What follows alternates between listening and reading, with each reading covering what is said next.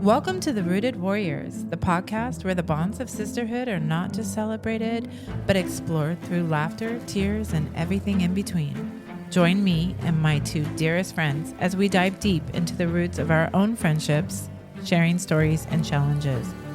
Whether you're looking for inspiration, advice, or just a good story, we're here to bring a piece of our sisterhood right into your life.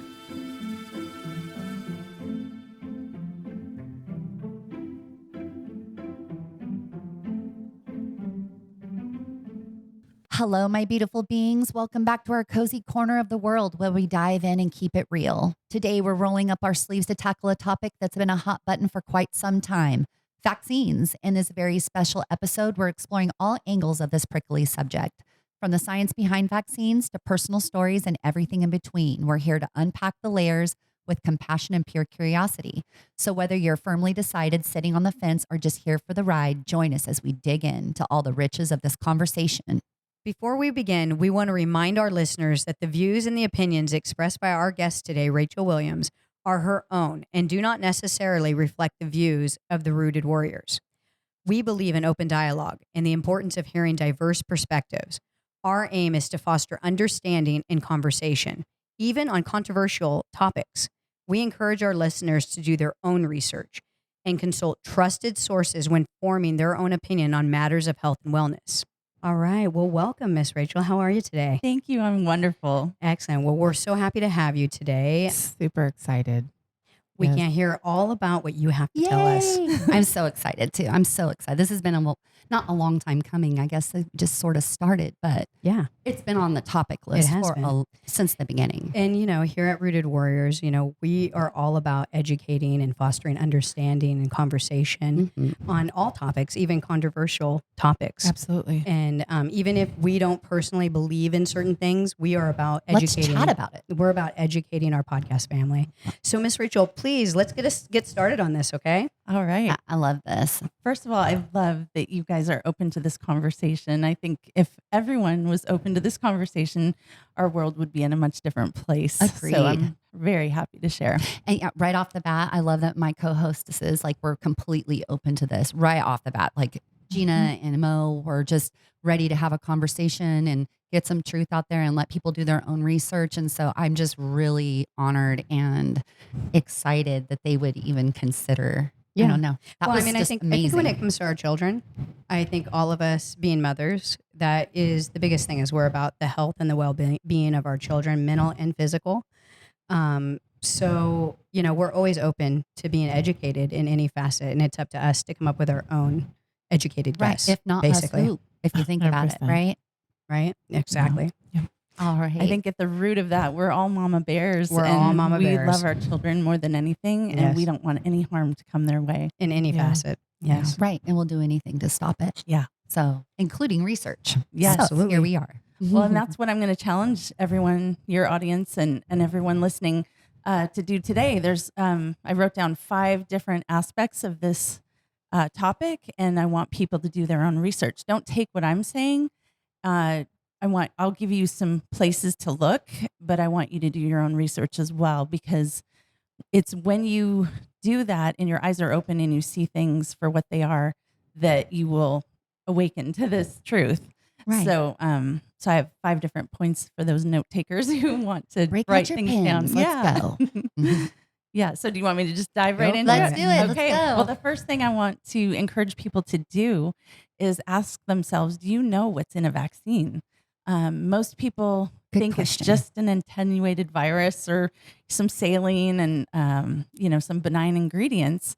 Pediatricians don't even know what's in a vaccine usually. So I would encourage people to learn that. And there's several websites that have those ingredients listed. But people don't realize that in vaccines are dangerous things that have no place in a human body. Things like aluminum, Right. things like formaldehyde. What is formaldehyde Do doing in you a remember vaccine? formaldehyde, from science class? Yeah. Did we preserve a frog It's a in it or frog. something? Right. Right. When I think of dead bodies, when I think of Yeah. formaldehyde. Right. So those formaldehyde can be in vaccines. There are like human and animal cells from pig's blood, horse blood, rabbit brains, dog kidneys, monkey kidneys, chick embryos, calf serum, and also aborted fetal cells. So for the pro-life groups that are listening, this is something that you need to face. Just taking it in consideration, right? Right. Like before you move forward, just think about it. And when I first was introduced to the idea of vaccines not being a good thing, before I was a mother, I had a friend challenge me to really research and look into this. It was the ingredients that really piqued my interest, because I just knew that reading these ingredient lists could not equal health, and injecting that into a tiny baby whose immune system is still building. God is still working in that body and that life to build the building blocks of that immune system.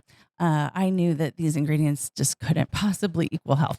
So Miss Rachel, quick question. Yeah. So how long ago were these ingredients introduced into our vaccines that we have now? Because I don't believe they were around during the polio vaccine. Is that correct? Well, this has always been. I mean, Okay. I don't have a package insert with me to tell you exactly what's in the When it polio started. vaccines, but this is how they've created the vaccines. So if people think that it's something different, it's just that they've been lied to, or there's been propaganda that's taught them that. So they were taking those cells from aborted babies back then? Yes, Okay. back decades ago. Okay. It's more like the question to ask is what epidemic happened from that point, from when we were kids to now with our great grandchildren and our children, Right. that would have increased the amount of vaccines that we have. Right. So I mean, I agree with that, but for me, I like to take both standpoints. So I want to 100%. know, when were all of these 8 items introduced into those Was vaccines? it from the beginning, or did they introduce them later? Yes, they've always used these ingredients to Okay. create their vaccines. Okay. Wow. So, and I I, didn't know that. challenge people to think too, like if there's human DNA fragments in the vaccines, and females are being injected with male DNA parts and males are being injected with female DNA parts, what is that doing?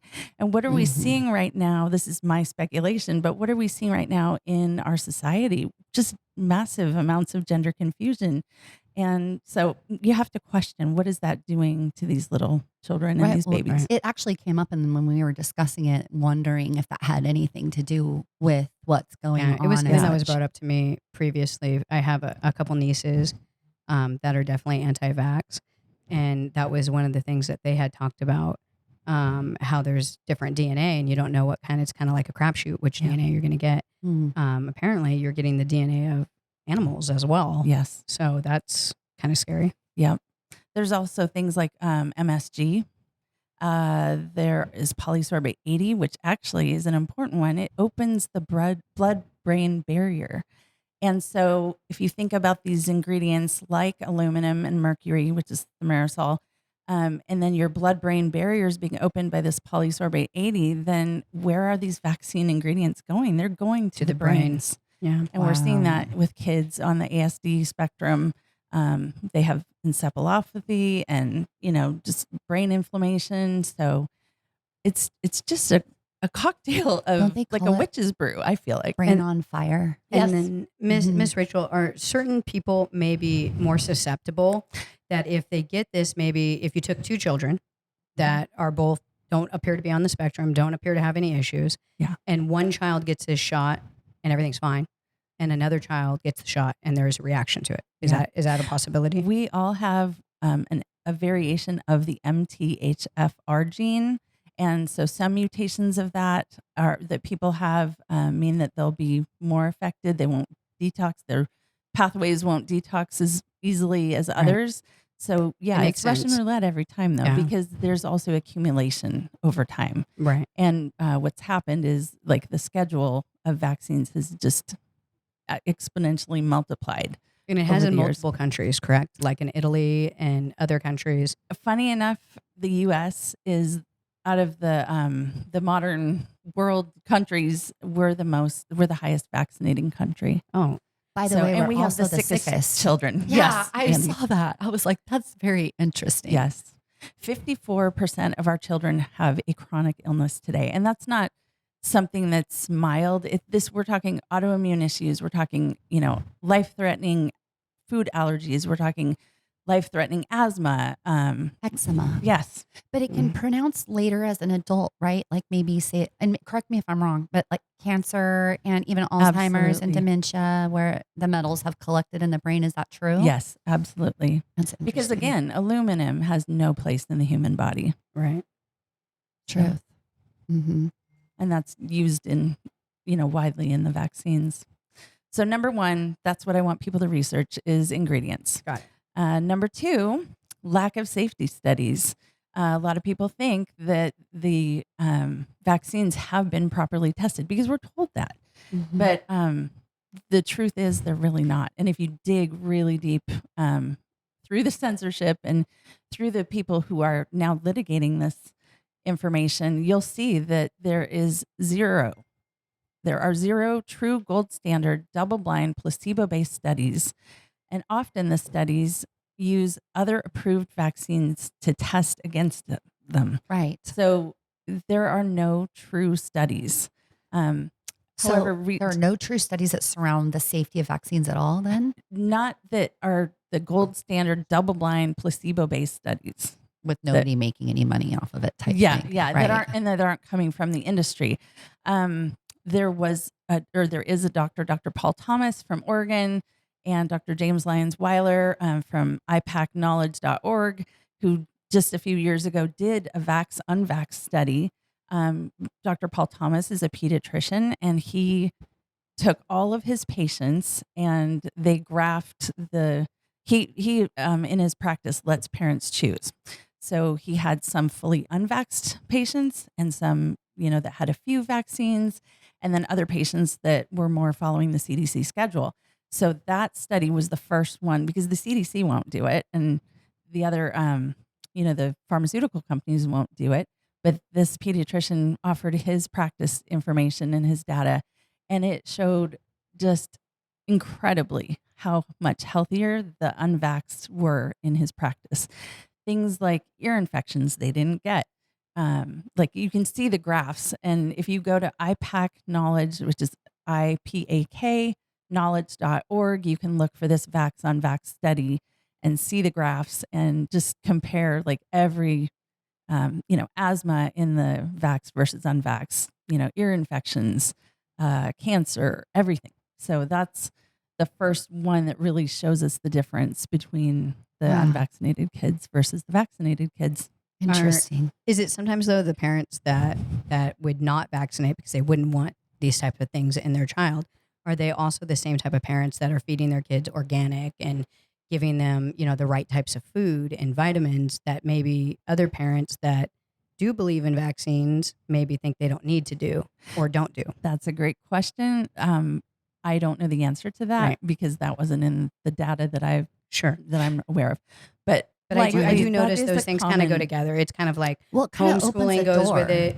I noticed that, there's certain, parents that do those types of things, that believe those types of things and are about that. So it could be an environmental thing as well. It definitely goes together because you're not going to not vaccinate your kids and then go out and eat McDonald's. Right. Exactly. Because when you're already looking at the ingredients of what you're injecting into your kids, you're probably reading the ingredients. Because I look at my one niece that is a no vax, and her kids eat everything organic.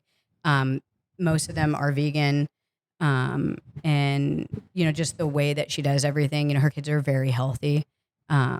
So it could be one, it could not, Yeah, that makes sense. And I think it opens a door, doesn't it? Like to that whole issue, and you kind of start just going down the rabbit hole, and it leads off into food we eat every day, and then the products that we use and all that. So it sort of kind of comes together a little bit, doesn't it? Absolutely. And it's something we should all be looking at if we care about our health. Yeah. Everyone should look at everything. Yeah. Mm-hmm. Yeah. So then we also have to consider when we're talking about safety studies, the fraud. Merck right now, pharmaceutical company, is in court, and the film Protocol 7 just came out about this case, about the mumps portion of the vaccine in the MMR, and they hid data, they trashed data, they can they made it the data show what they wanted it to. So, and that's currently in court. Wow. Also, the MMR vaccine and the autism link, that the autism part of that, there's fraud in that data because they literally at the CDC trashed data and hid it from the public. And that there's a documentary about that where a CDC whistleblower confessed that they did that. So those are just two examples, but massive amounts of fraud in the studies. So you're having people come forward that were in the industry really just telling the truth and laying it out. So it's not just a theory, is what you're saying. Right. People are kind of stepping forward. Yeah, these are facts. And, like there is censorship. So if you're just Googling this information, you might have a hard time finding it. But I suggest using a browser that's not Google. Do you have any suggestions, by the way? I used to use DuckDuckGo a lot, and that's better, but even that has been censored lately. But there are documentaries out there. I think Rumble is a good place to find information that's not censored. We've been using Brave. Okay. I don't know if that's a good one or not. Greg is the one that. Yeah, then it probably is. Right. He probably did his research. You would know. Yeah. But there's so much information that is available. You just have to know where to find it and who to trust, but for the litigation part of things, I'd go to icandecide.org. That is a solid website. They are doing amazing things at ICANN with court cases and litigation. They have Aaron Siri is the lead attorney. He's been on mainstream news actually, but he's amazing fighting in court for all of these different things surrounding vaccines, and the courts and Is litigation. This dangerous for them to be fighting such a big something like that? It just seems like it would be dangerous if you're going to mess with an organization that large and be like, yeah, you can't have this power and money anymore. Yeah, I think they don't care, right? I mean, at this point where they're warriors, right? Yeah, it's like if God's called you to this, you do it. Right? You stand up for children. You stand up for truth. I love that. Yeah, that's what motivates me personally. I was going to ask that too, because it's not like you're any different. So you're putting yourself out there and your family and stuff like that. The risks. Yeah. What started you on this journey, Miss Rachel? It was really, my husband and I had been married several years. All I wanted to be ever was a mom. And I was dealing with infertility and couldn't figure out why I wasn't getting pregnant, was doing all the interventions to try to get pregnant. And I had a dear friend from college just warned me like, hey, I know you want to be a mom. Vaccines are something you really need to start researching now before you have kids. And so I did. And it was really the ingredients that did it for me. I was immediately sparked to think like, well, this doesn't sound healthy. Like, of course I don't want to inject these ingredients into my kids. And so I watched a documentary called, it's by Dr. Sherry Tenpenny, called Vaccines, the Risks, the Choices, the Benefits, or the Benefits, the Choices, the Risks, or something like that, which you can find on YouTube still. And it's like over 2.5 hours. It's old, it's dry, but she literally walks you through like the history of each vaccine and then the vaccine itself. And then the, just like if you had that disease, the illness, like what would it be? And I literally watched each part of that and checked off each box like, okay, my kids don't need that one. Okay, my kids don't need that one. And, I just educated myself and I realized that things like measles were being talked about in the media like it was some scary thing, but really it was kind of like chicken pox. Yeah. Yes. I had chicken pox. That was like one of the few that I chose not to give my children. Oh, that's right. Well, you said that. Yeah. Right? And then what's the one, the HPV? HPV Yeah. shot. So they really pushed that very hard on my two daughters, extremely hard with me. Yeah. And I said, absolutely not. Good. And because I think certain things are just unnecessary. Yeah. So I agree with that. But where I come from is I disagree with certain things. Like I feel like, polio was rampant and was killing children all the time. So you're not wrong. So, it's just there's more. I mean, the iron lung, right? So Mm-hmm. I would, challenge that. That would be something I would say. You really think that our children shouldn't have a polio vaccine? And we can talk about that. Yeah, I would love to hear what you say about that. That's coming up. Oh, good. Yay. I'm curious Let me circle back to what that. were you going to say? Funny story is that my mother, with 4 young children back in the 70s, when a family had a child with chickenpox, all the mothers would bring over the children to get chickenpox. Yeah. So that everybody, got it. And I never got None of us. My mom would drag us from house to house to house to house. None of us ever got chicken pox. So I had chicken pox at 21 years old, 9 months pregnant with my son. Terrible. Wow. Yeah. It's terrible to get it at an older age. Jeremiah got it older. Yeah. And then Scary. the polio thing, I believe that my grandmother got polio when she was a child and was blind for several years from it. Yeah, my dad had polio. Actually, he got it too. Same thing. He was like the kid in the bubble. Yeah. Seriously, when they wouldn't let him come out of his room Wow. or whatnot. Yeah. Well, there's a forgotten history about that. There's a great book that I challenge you all to read called Dissolving Illusions. It's by Dr. Suzanne Humphreys. And she's got a whole chapter on polio and the true history of it. And a lot of it, I mean, the short of what I'm going to consolidate for you here is that it was DDT poisoning. They were spraying that on children in swimming pools and in the streets, in the fields. And so there's just a whole history to that. So I just challenge everyone to read that book, Dissolving Illusions. So I have a question for you then, just like I was not planning on asking this, but so my family, when I was an infant or newborn, were located in Yuma, Arizona. And where they were, we had planes that would drop defoliant on our house. We were the target of where to stop the drop. So now I have family with cancer and, carcinoid cancer and ovarian cancer and then all these different things. You have to think about it sometimes. And now my family's coming back going, wait a minute, defoliant, isn't that what makes the things die off? And now we were breathing. Does that count? So now they're asking a bunch of questions. And I was just curious if you've ever heard anything about that before. Not that specifically, but I do know the area that we all live in, the Central Valley of California, miscarriage rates are extremely high. I know Parkinson's and cancer. The rates, and we live in an area where pesticides are sprayed on farms and almond trees and walnut trees all the time. So there's a documentary called "What the Hell Are They Spraying Up There?" Yeah. What the hell are they spraying us with? Yeah. Yeah. And then there's another one called "Why the hell are they spraying us?" Yeah.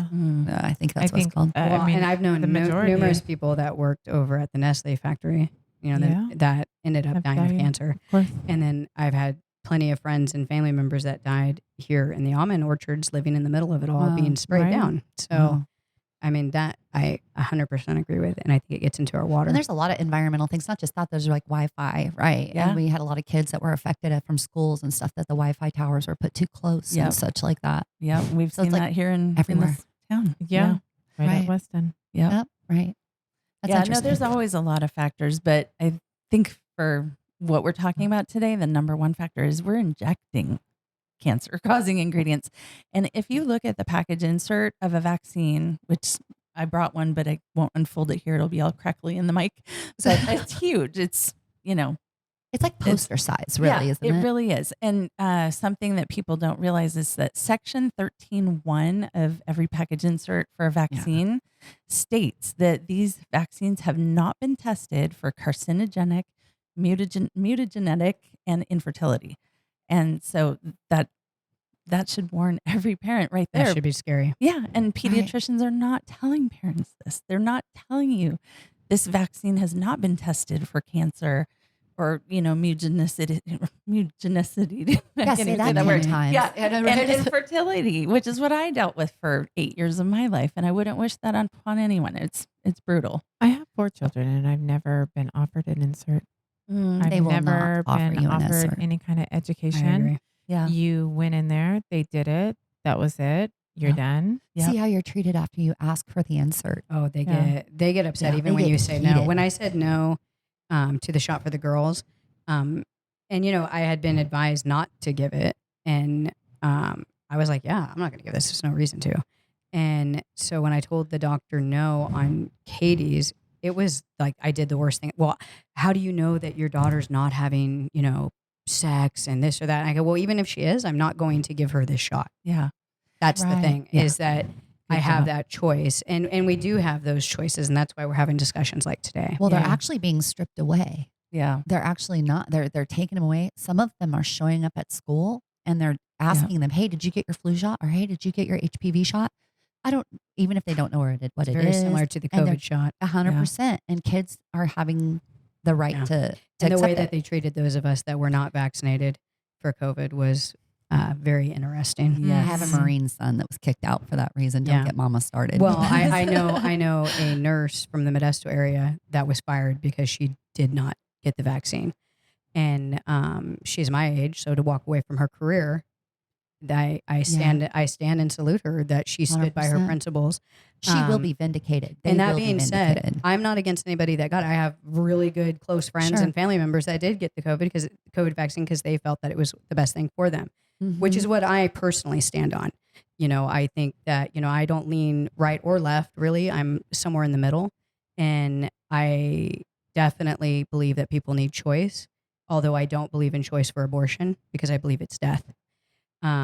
But I do believe for sure in the choice for these vaccines or not. And I think that's why we're talking about it today. Yeah, and ultimately, that's actually my fifth point. We'll get to that.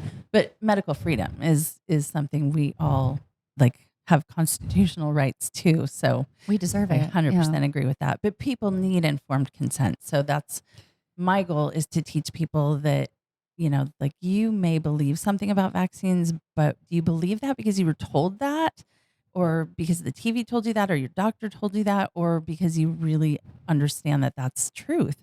And so that's what I want to peel back the layers for people, is to share what is true in this. Right. And it's natural to believe the doctors that go to school for 100%. 10 years Interesting and have fact. studies behind them. Interesting fact. You can ask a pediatrician, and I have, how many hours did you study vaccines in medical school? They will tell you half a day. Or they will unfriend you on Facebook. I learned that.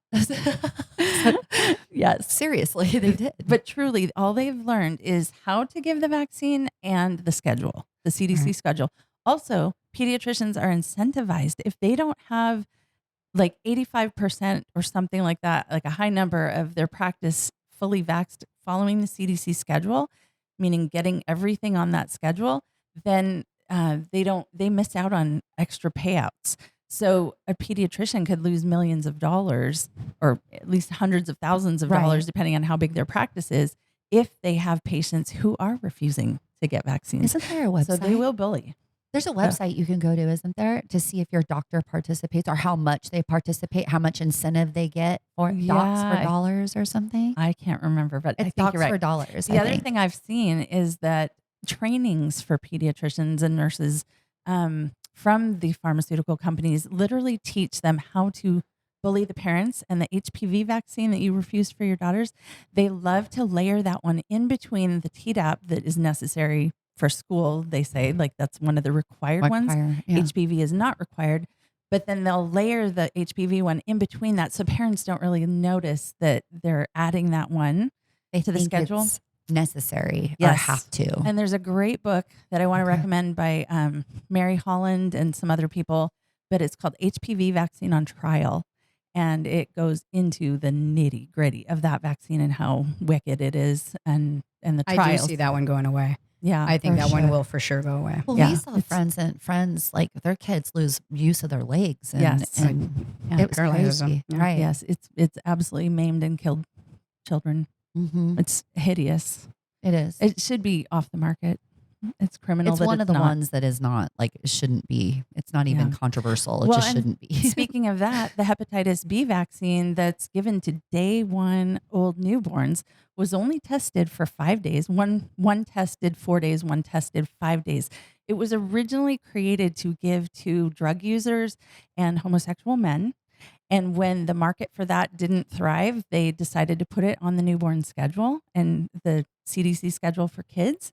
And like I said, it was only tested for 4 to 5 days. So how are they knowing the long-term effects of that? And then also a new Wow. parent that isn't aware and not refusing that in the hospital when their newborn's born.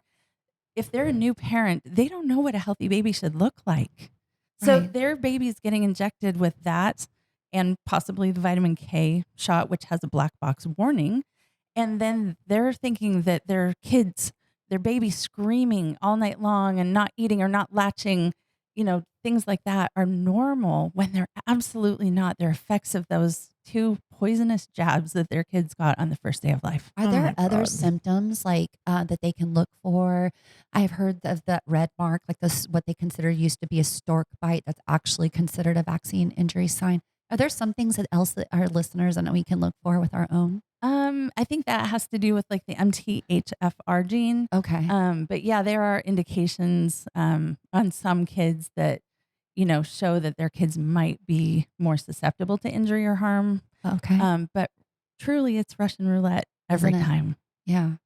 So, okay, so we've talked about ingredients. We've talked about lack of safety studies. The third thing I want people to research is that there is no liability for these vaccines.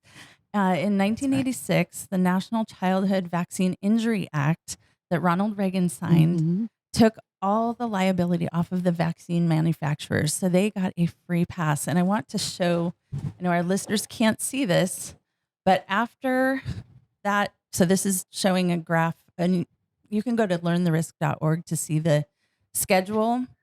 But after the 1986 Act passed, the Vaccine list, company. the vaccine list grew. It tripled. It more than tripled. Well, why wouldn't it? Is Right. that the It's- vaccines that are required that Yeah. you're showing us? Yes. Over Holy 72 cow. doses, and now they're adding COVID. I'm sorry. Can you please say that Wait. again? How many? Yeah, over 72 doses, but that's not even Mm. adding the COVID now. So it's So, over. I think it's over Is it 80 some true that doses. if they go back and catch up schedule, that they'll make them get the boosters as well? Because I was told that with my son, if he goes back and catches up the schedule, that they will make him also get the boosters that would have normally happened after so many years in between. I actually don't know the answer to that question. It's probably up to each pediatrician to decide Oh. what they're going to push. But remember, what's driving them is the financial, Incentive. incentives. Yeah. Interesting. So we see the increase in the vaccine schedule after 1986. You cannot sue a vaccine manufacturer. We send parents who have injuries. There's a statute of limitations, but you can report it to VAERS, which is a government website. But most of the cases are tossed out in it's like a kangaroo court, and Or most moms people don't do it. yeah, most people never see the money or don't even know about it. Pediatricians often don't even tell parents about it or even know about VAERS themselves. Interesting, the CDC is corrupt, in case people didn't know that. They actually own over 15 patents for vaccines. So they're part of the problem. It's like a revolving door So between they're these making pharmaceutical companies and vaccines. Yeah. So the actual organization, the CDC, that's supposed to be overseeing is actually making money on it. Yep. Absolutely. So why wouldn't they vote Right. for it? That Yeah. seems like a little like Correct. conflict of interesty. Absolutely. Yeah. Does it to you? Yeah. Little bit. Yeah. Just a little bit. Like, why would you be like, yeah? Well, I mean, it I doesn't, always question everything they surprise, do. it doesn't surprise me, right? So I'm I'm not not shocked. sitting here shocked. But I Yeah. am just You know? like, wow, to say it outward like that, just out loud, doesn't that? When I hear it out loud like that, it's like, wait a minute. Wait, does anybody else hear that? I mean, It I think sounds naturally really bad. now at our stage in life, we are starting to really question everything Yeah. Seriously. that we were taught. So none of this is like shocking to I'm us. so more far. like, what's not corrupt? Right? Shock Can you me tell with us who we something. can trust, Yeah, please? exactly. I think God. COVID did Yeah. that a lot for a lot of people, right? Right. COVID did do that. Don't you? I can't wait to talk to you about that. But there's a new Vax movie coming out about that, isn't there? Yes. Oh, Yes. I'm excited to We- hear about it. Yeah, I can interject that right Yeah, now. go Let's for do it. it. So my friends Polly Tommy and Brian Burrows, who's the producer, and Toby Tommy, Polly's son, they're making Vaxxed 3. So Vaxxed, the first movie, was about the MMR vaccine and the CDC whistleblower who came forward confessing that the autism data, they had trashed that data and lied about it. So that's what Vaxxed is about. Then Vaxxed 2 was about the HPV vaccine and the Vax Unverse, or Vax versus Unvaxxed Theory, kids. yeah, between the two. Yeah, so they really showed on the documentary the difference between the health of the vaccinated and the unvaccinated. And Vaxxed 3 that's coming out is called Authorized to Kill. It's coming out September 18th, and it's going to be all about the COVID deaths and the COVID protocols that the hospitals, did across the country. And my friend Polly had interviewed people all over the U.S., And so they'll use some of the footage of those interviews and interview scientists and doctors as well. Wow. That's incredible. Yeah. I actually was fortunate to go see the opening of one of those movies at the State Theater in Modesto. And wow, the turnout was cool. The Vaxxed bus, she helps with the Vaxxed bus and all. And they do interviews with the parents and they let them tell their testimony and they get to sign their kid's name on the bus and stuff like that. And it's got thousands and thousands, Yeah. it seems like, of names. And that's where I question, why aren't people listening to the mothers and the fathers whose children have been injured? But I think the media is so quick to dismiss that, the testimonials of these parents who literally took their kids in and the next day or that night, either their children died or they, had this high pitched scream and, went into convulsions or seizures or just went blank. And, why aren't more people listening to these parents? Like, there's no financial incentive for these parents to be warning other parents. They're going out on a limb to say, this happened to us.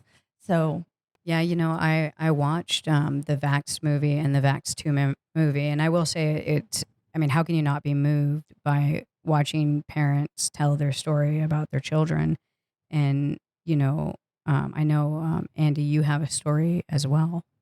I do. And I kind of was Mm. wrestling of whether or not to kind of share something this deeply personal. I think once you've kind of gone down this road, you understand what I'm talking about the spotlight being on you and you're kind of just trying to stay out of the way. We're already there, Andy. Right, exactly right.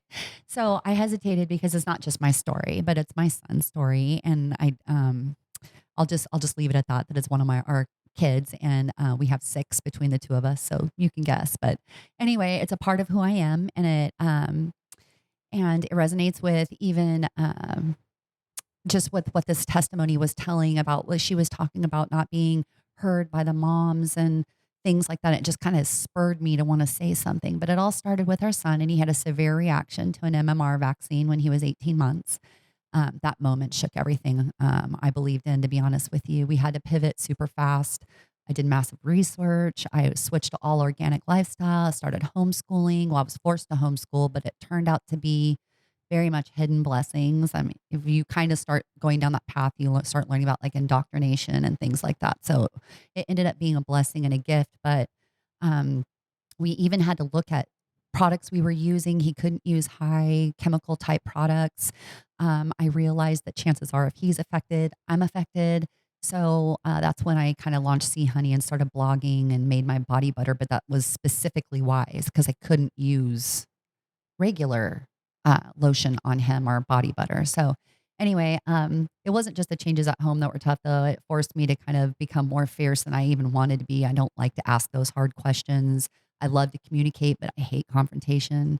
And it really is a confrontational issue. It can be.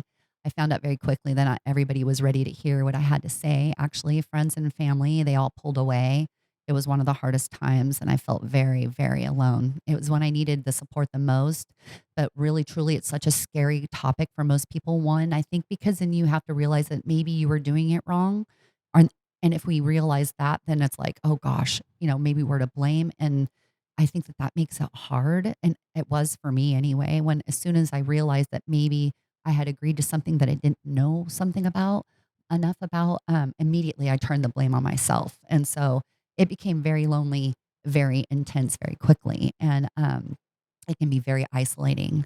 But anyway, I had the chance to go tell my testimony on the Vax tour bus and sign his name on the bus and meet other moms. I did the same thing when they passed SB 277, got to meet other families. And when you realize how affected we were, but honestly, how affected others are, their pain and their injury goes beyond anything you can imagine. I mean, death, but literally children laying in their wheelchairs that will never be able to talk or tell their parents they love them and things like that. It was just very humbling experience. And so anyway, whoever's hearing this right now, no matter what you're going through, you're not alone. You're totally heard and you're loved. And although we're all in different places of understanding and knowledge and experience, we all are in this together.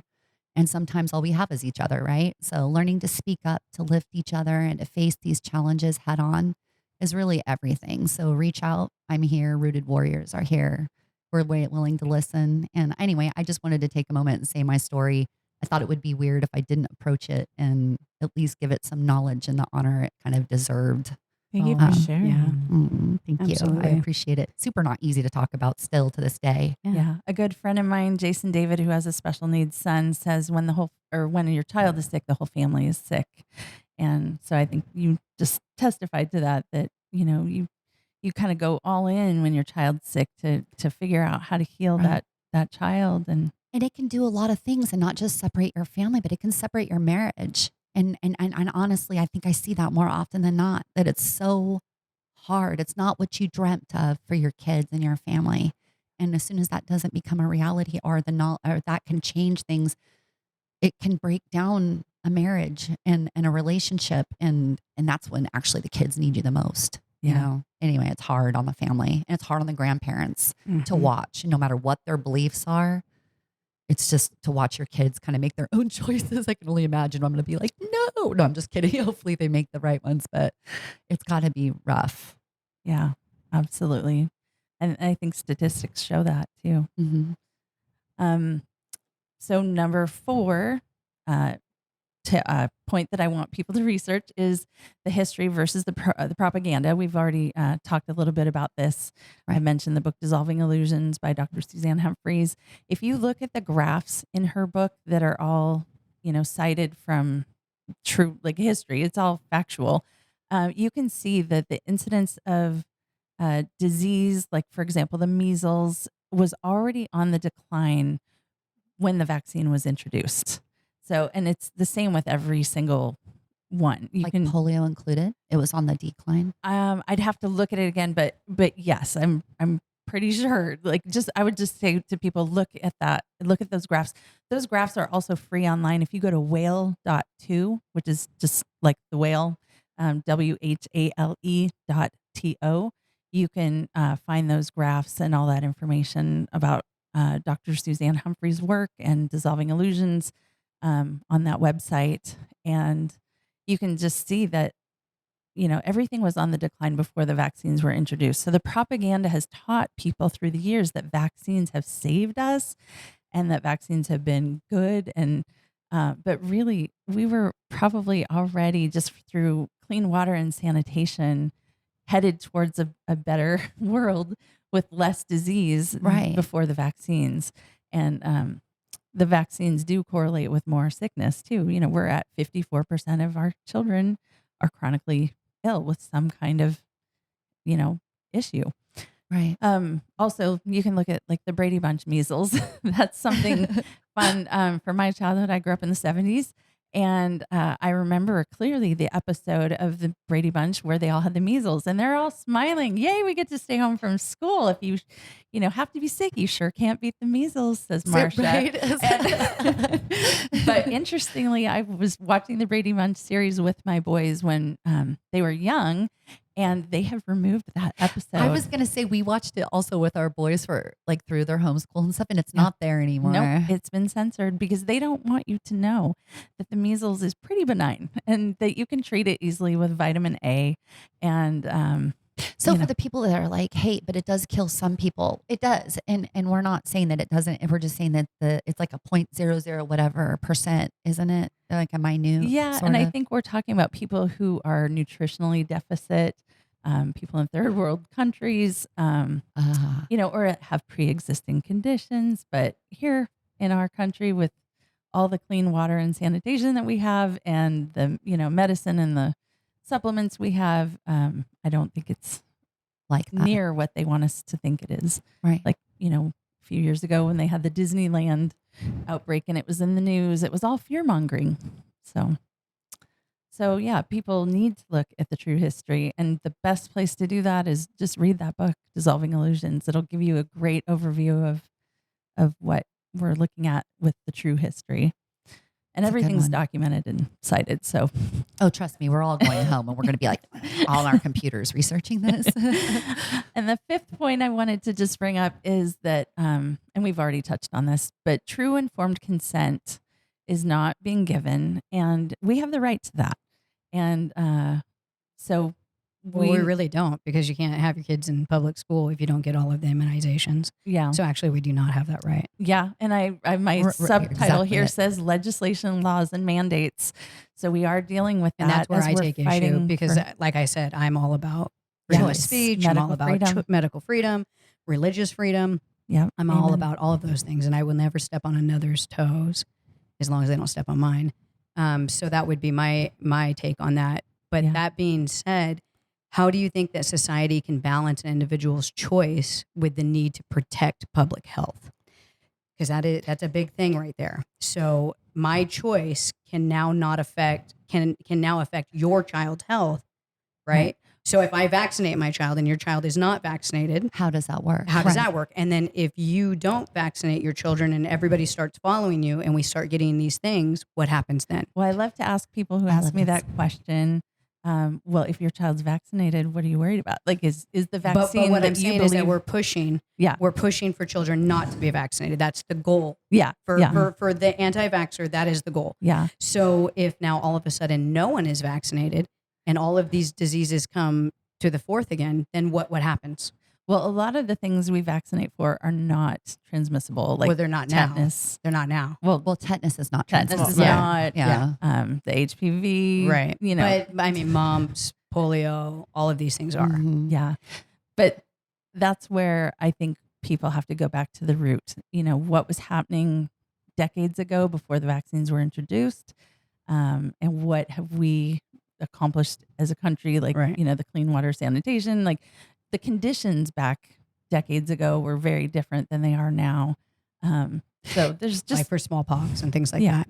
What about like for say like chicken pox? If you so what I heard, and you can correct me if I'm wrong, and we can I don't know. Anyways, so if you have chicken pox, you're not allowed in school, but the point is if you have a chicken pox, you're not allowed in school and you have to stay home. But if you have the chicken pox vaccination, you can come right back to school the same day. But it is a known fact that you shed the disease for like 4 to 6 weeks. So you can technically get other people sick that have lower immune systems You can to get your chicken teacher sick. pox. You can get your teacher sick with 100%. shingles, Yeah. which I've had twice There as you an adult. go. So so that's kind of my question. Is and it like polio is is the it same way. I is have it- a friend whose wife was changing their daughter after the polio vaccination, and the wife got very sick. So oh wow. Yeah. So that can shed through yeah, through even the fecal matter. feces. Mhm. Oh Because wow, they that's state crazy. that certain things are not live viruses, so that it can't be shed. So like when your kid gets Right. the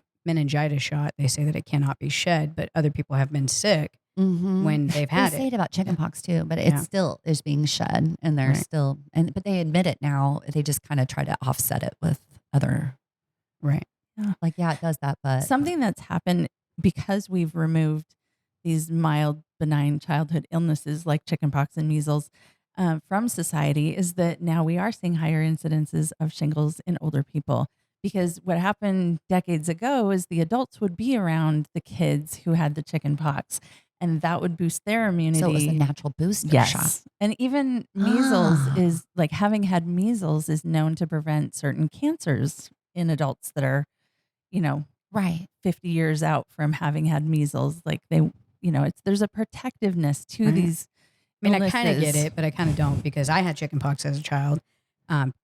2 of my 3 children had chickenpox. Mhm. My husband had shingles at a certain point, and I've had shingles twice, and I'm 46, Wow. and I've had it twice in the last 2 years. So, interested. Well, to that's know what that definitely is. like what Andy was saying. There is some shedding with Yeah. certain. I mean, I'm just vaccines. curious. Like, I I mean, wonder if I it's was the lower around immune all of that, system? and it didn't give me a boost, is what I'm saying, Right. right? I mean, I see what you're saying. like Yeah, I yeah, should yeah. have gotten. I shouldn't have shingles, right? I think it like has to do with your immune system too. And somebody out there, seriously, come in the comments and correct us all. But if your immune Stress system, levels. yeah, seriously, if you're a stress level and your immune system, if your stress level's Every high and time your immune something's system's wrong with low, me, every time something's wrong with me, Gina goes, "Girl, it's your stress." it's your stress level. I don't know how many times I have to tell you. I It's your do. stress. It is. It's a lowered It immune is. system. It though. lowers your immune system. And you're more Have you- susceptible. Have you ever seen the book "Stress in a Woman's Body"? No. That's a book we all need to read. Right. Stress and the Woman's Body. I'm gonna have to write that down. So, it But talks about that. we know that it creates havoc. I mean, I just told the story last week about the woman that came into the coffee shop at I mean, I'm 49. What did I say? She was 46. Yeah, she had a stroke. She had a stroke. Wow. Yeah. That's Stress. crazy. That's We're what her doctor seeing- told her. Stress.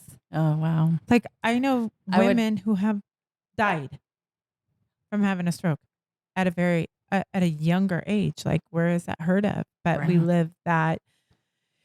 And for a while, it's like you're almost applauded, about how much you do. Oh God, you're so accomplished because you don't sleep and all you do is work. And that's fantastic. You're also, I'm dying at That's 50. that's Cool. my goal. Yeah. Is to be so busy.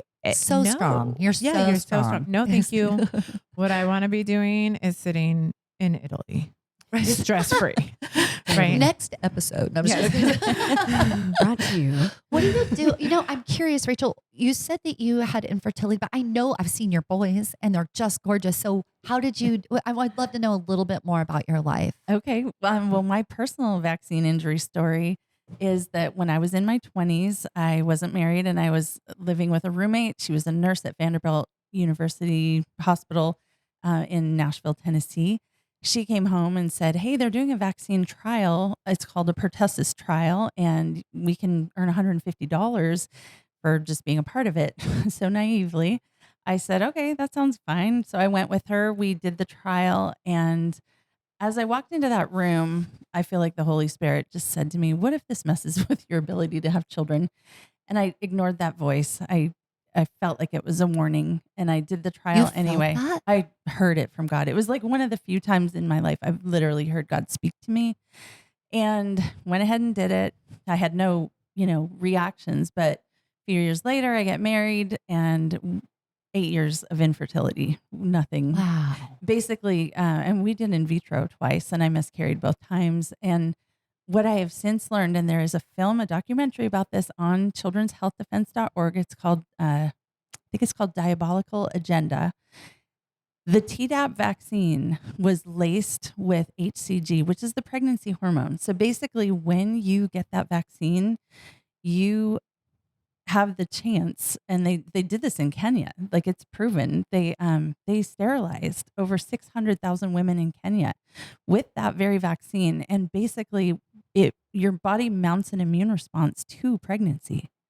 And I had that. Wow. And So it rejects it. It Yeah. says this is a bad thing. so you miscarry every time, because every time you get pregnant, your body says it mounts an immune response to the HCG that they've laced that vaccine with. They did that in So- Kenya? Yeah, it's documented. There's over 600,000 women Why? that were sterilized in Kenya. And it's even, come forward that it's happening like everywhere.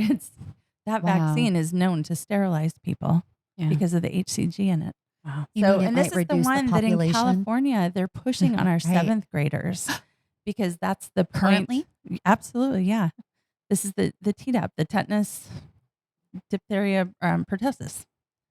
I didn't So- know they were still doing it. Oh yeah, because 7th grade is the checkpoint here in California to get your booster to be able to, under the law, that's the one that they like to enter school, like the, public or private schools in California, because of SB 276. We've lost medical exemptions. And then SB 277, we lost, our personal belief exemptions and our religious exemptions. So we have no exemptions here in California, but other states do. Most other states do.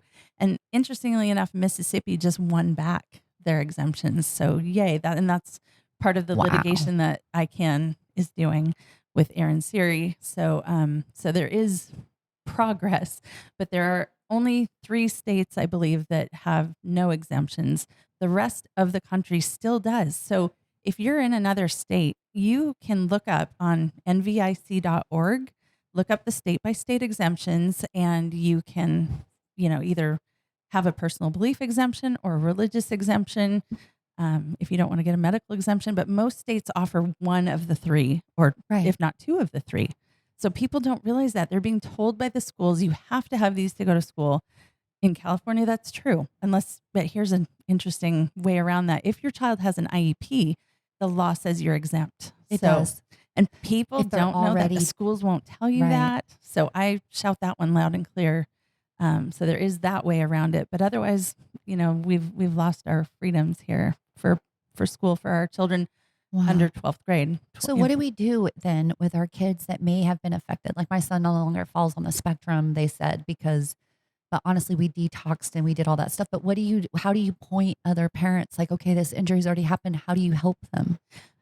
That's such a broad question. I would Is refer really vague, but to other parents who have been successful. But I will say this, like I have friends who have been successful, like you have, detoxing their kids, but the word detox just really feels like it's more of like a healing of symptoms, because you can't ever take out what you've injected in. truth.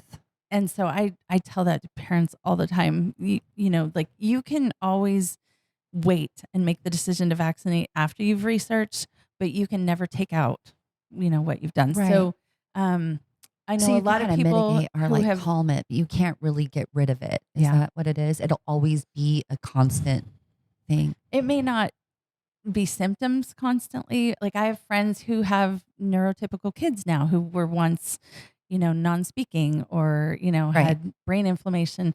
But then I have other friends whose kids will never be able to be independent. Maybe they're talking now, and maybe they're able to do some things and they have a happy, peaceful life, but maybe they'll never be able to live on their own or be independent.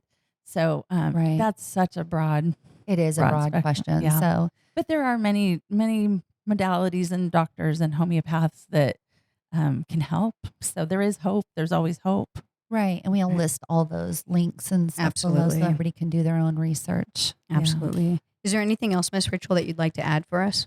Oh, She's like, I could go on for 10 I know. I hours feel right like now. there's Did I fit it always all? so much. But Right. if I could just, talk to that parent who's pregnant for the first time or, just had a baby, I would just say, wait, your baby, like I just said, will, like feed your baby healthy organic food that you make, and just read.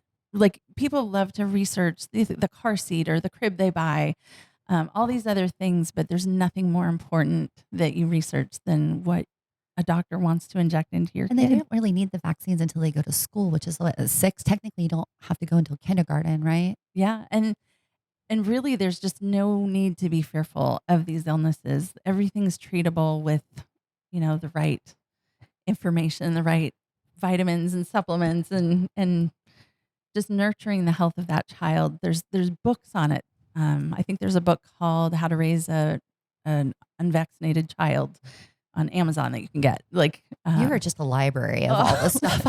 it's all swirling around in my brain, but I mean, there are so many resources. So I would say just connect with a family who's chosen not to vaccinate. Ask them why, and look at the health of their children. Ask them, how many ear infections have your kids had? How many antibiotics have they been on? Because for my kids, it's been like literally like no ear infections. My second child, no antibiotics. He's never even really seen a doctor. We haven't needed one. And my kids are teenagers now. And Right. by the way, they're adopted. So not my genetics. But that was the end of my story, is that not being able to be pregnant and have children myself. We adopted 2 beautiful boys. They're my gifts from God. Very good. Aw. And they've been super healthy. We've done enough warriorship to have those gifts. That's for sure. I love you, Rachel. I love you too. Thank you, so thank you so glad. much, Rachel. Thanks for having me. Absolutely. It was our You were- pleasure. People Yeah. can reach out to me. I'm on Facebook and Instagram. I'm wearing my Vaxxed shirt in my profile picture. So Right. if people, have questions or just want to ask me anything or talk about anything, I'll be willing to share. I'm very open about this topic. But isn't that totally what Rooted Warriors That's is? what we're It's just, about. reaching out and being together and picking each other's brains and sharing information. So we love you for being here. Thank you so Thank much you for again. joining Thanks us. for having me. Hey there, listeners. This is Mighty Mo. Thank you for joining us today as we explored the perspectives of Mrs. Rachel Williams from the Modesto area on the topic of vaccines. We appreciate her time and her insight, and we hope that this conversation has given you something to think about. Remember, our goal here at Rooted Warriors is to foster understanding and dialogue, even on the most challenging of topics. Until next time, and as always, family, feel blessed, be blessed.